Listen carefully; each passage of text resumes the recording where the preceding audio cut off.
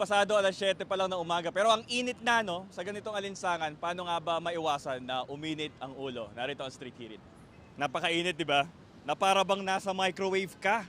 Sa ganitong init ng panahon, nakaka-overstimulate at nakakainit ng ulo. Pero dapat cool ka lang. Gayahin ang pintor na si John Lloyd Cabintoy. Naka-shades pa para kontrahin ang init. And of course, kailangan chill lang. Pangontra sa heat stroke, sumilong sa shaded area at uminom ng maraming tubig tulad ng empleyadong si Shiray Coronel. Paano naman daw hindi init ang ulo ng rider na si Anthony Sagala dahil mainit na nga sa bahay, mataas pa ang presyo ng kuryente.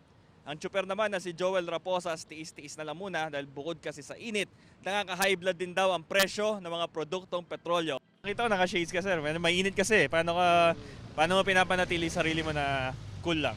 Kalmado lang ako palagi, sir. Kasi ganda naman lagi tuwing umaga.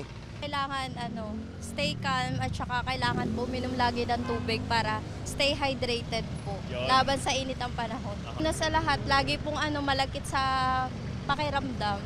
Lalo na po yung usok at saka po yung nangyari sa Nabotas na yung usok po umaabot hanggang dito po sa Pasay. Nakakainit ng ulo sir yung charge ng Meralco ngayon, sobra. Ang dami niyang charges, tapos biglang dumoble yung amount.